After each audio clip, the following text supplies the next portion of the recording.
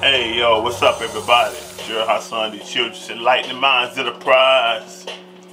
Yo, a lot of people have been sharing the story of, it was a conversation actually that was recorded many years back, and it was one between Nikki Giovanni and James Baldwin, right? And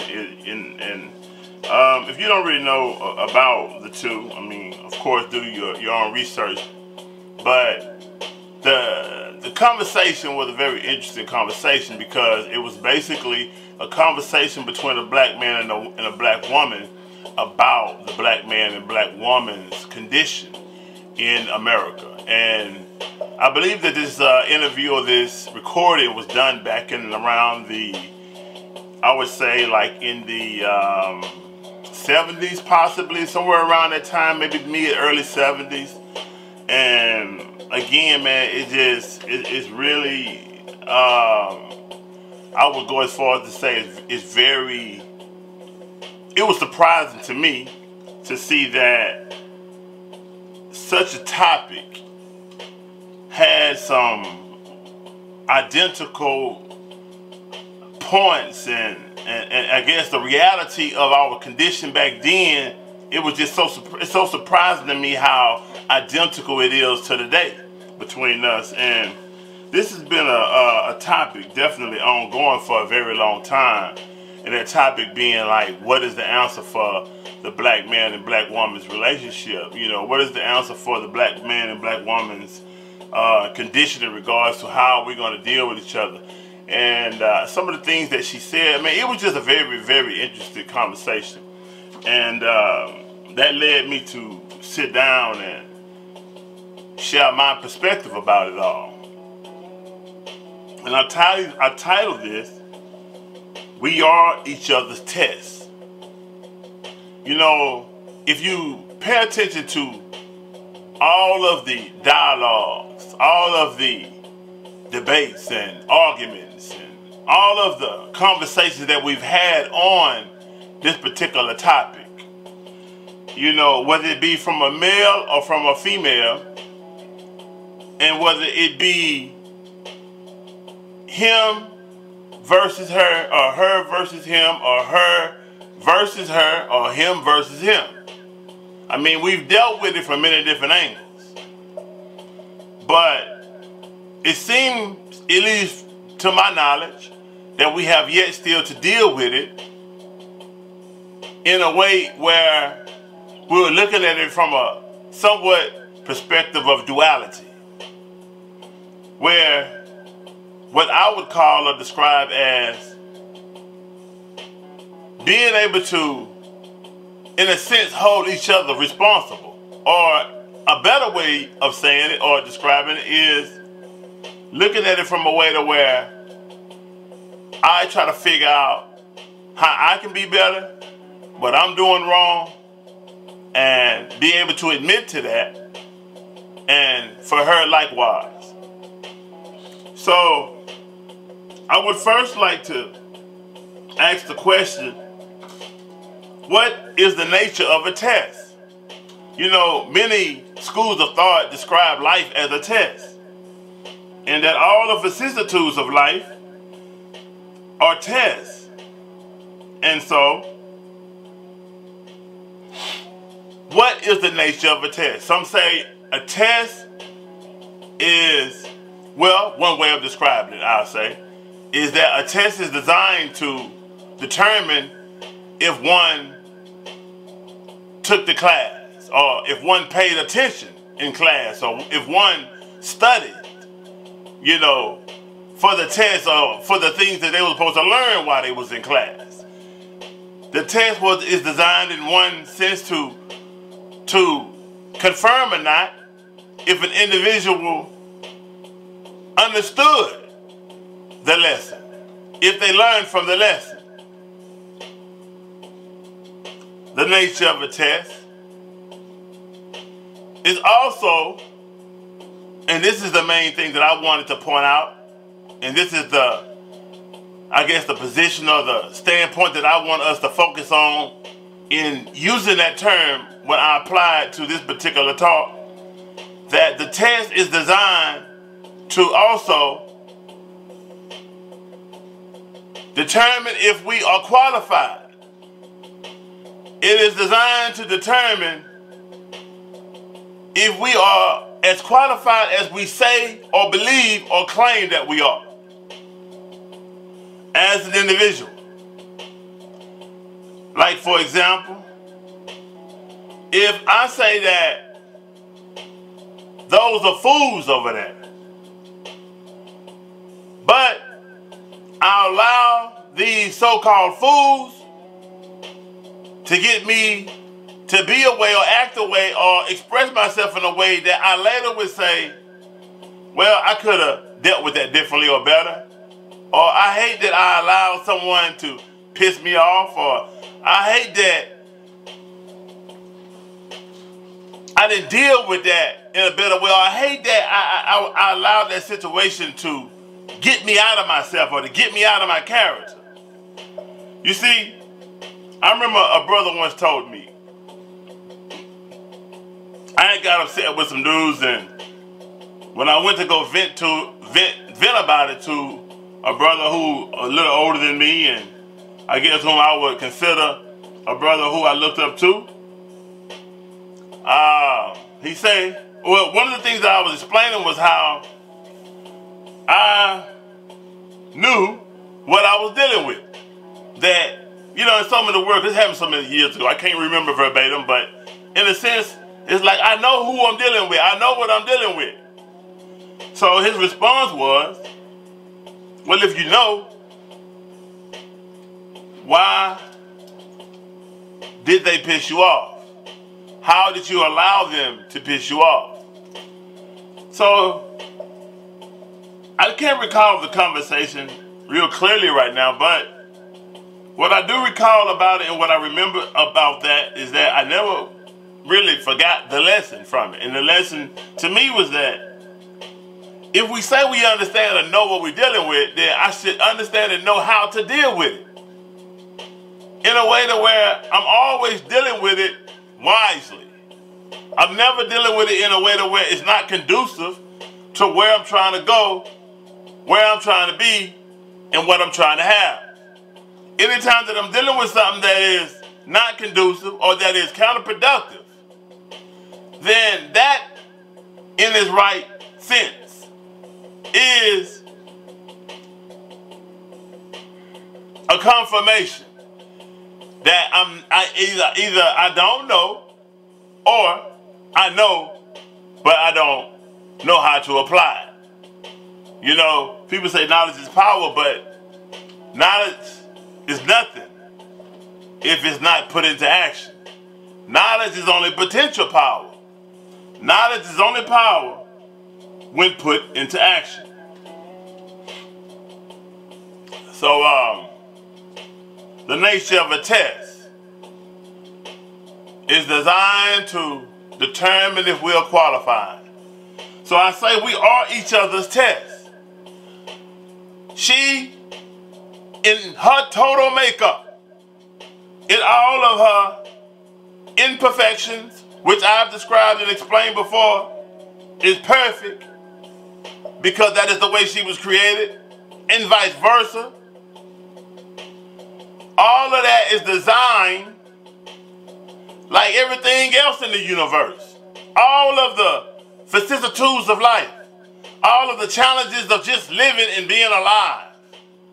You know, some of the burdens that we acquire are definitely from the makings of our own hands, but there are a big, large percentage of burdens that we acquire that just comes along the path. It is designed to extract something out of us. The pressure and the heat is designed to purify us in a sense and bring out or bring up or extract out of us some of the most valuable things that are deeply embedded within our makeup.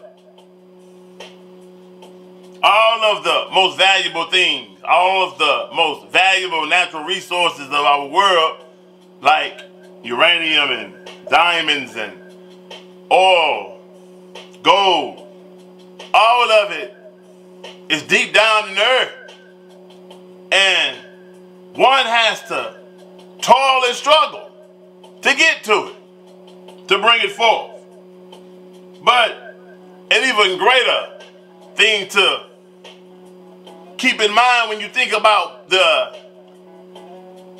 invaluable resources that I just mentioned is that they were developed over time. But not just over time, but over time and all of the elements that come with it being so deep within the earth. Which one could say is pressure. And which one could also subscribe heat to it. So with heat and pressure, they are designed to bring out of the impurities that are naturally a part of that development.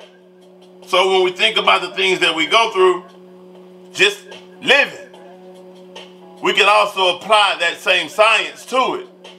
So likewise, she and he are both probably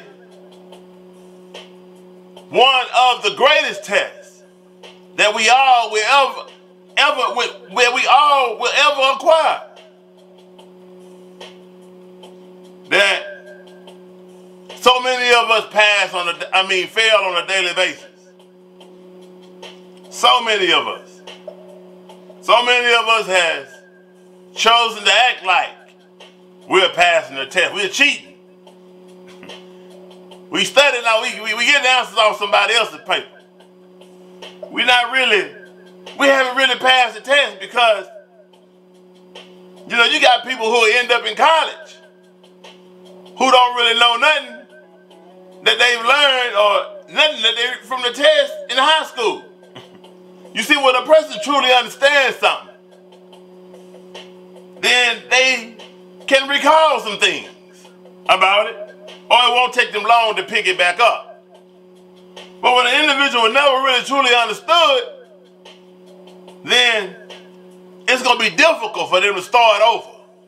See, a lot of us don't even like to go into new relationships because we say we hate to start over.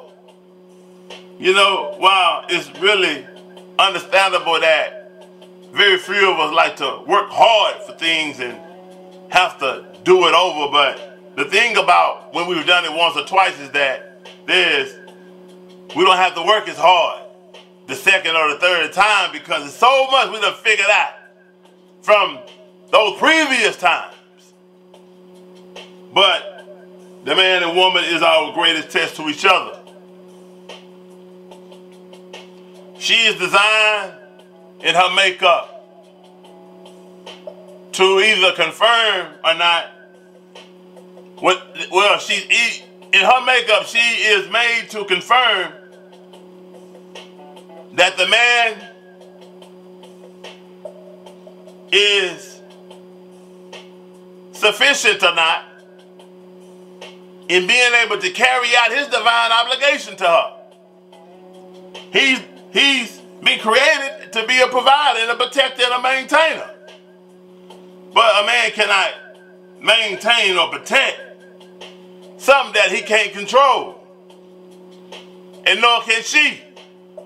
And you see, you can't control it physically. You got to be able to maintain, provide, or control it with your intelligence.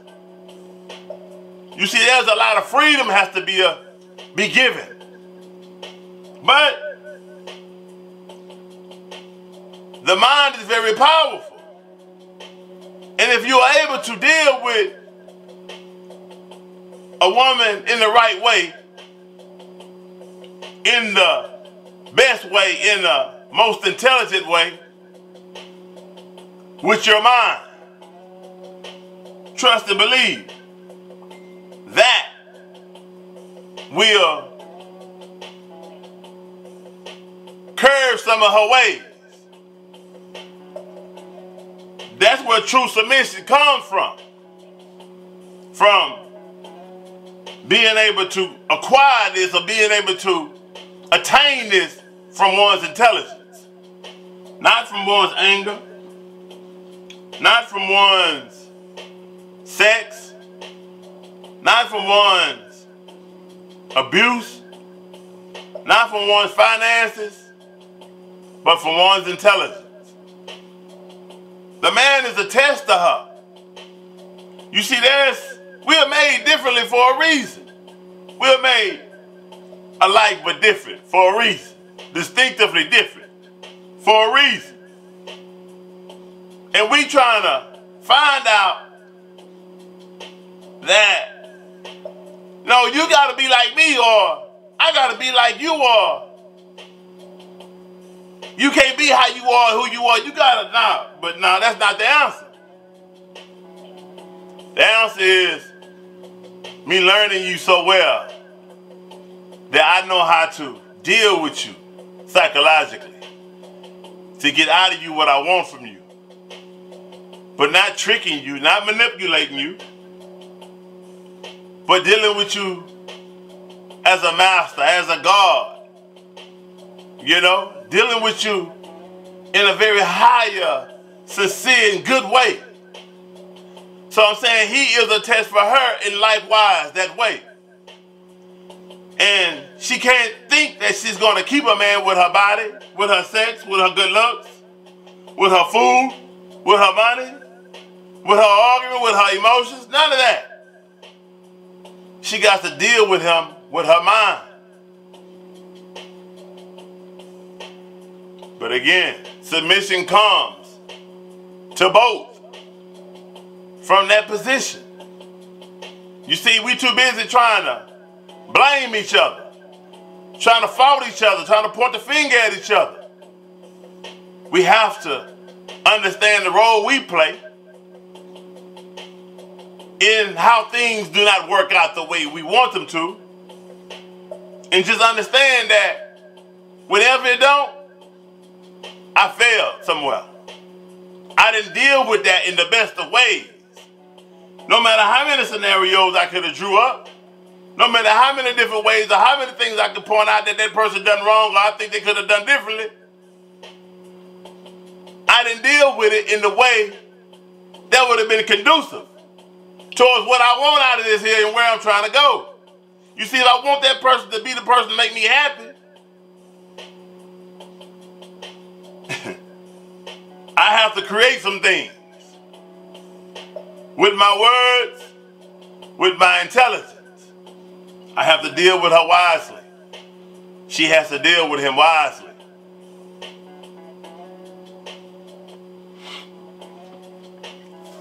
The solution. First of all, we got to stop blaming. Look at self. Focus on you. Stop pointing out his faults. Stop pointing out her faults. Figure out what you could have done differently. You see, everything that God created, he created with a need for each other. You know, I had read not too long ago how if all the bees, as minute as they seem to be, if all the bees stopped existing, then they would not be able to pollinate the plants. And if you think about it, everything that it lives needs plants. Meat cannot exist just off of meat. It'll be a hell of a situation because many of the meat life would die if there are no more plants. Our body needs the nutrients of plants. The universe gives us, or better yet, the plants give us oxygen. We give the plants carbon dioxide. I hope I said that correctly. One cannot exist without the other. You see, God has made the universe in a way to where everything needs each other, and we fail to realize it. But the harsh reality is going to set in real firmly when we mess around and allow things to completely disappear from the earth, whether it be plants, animals, or human beings. If God created things, or even the human being, as interdependent, then while we may think that we can do away with some races, that the world would be better off if they just didn't exist. Well, maybe God knows different. Well, I wouldn't say no different, but God definitely knows more than we know. But I'm saying, but let me rephrase it. So maybe if that was to happen, we'll found not different. I think that's a better way to put it. We'll find out different. So maybe we don't want to find out, because once things are set in motion, we might not can be able to turn it around. But anyway, I appreciate your time for listening. Please go to the subscribe button and subscribe, like, share with your family, friends. And I really, again, I appreciate you all. Peace and blessings. Peace and blessings.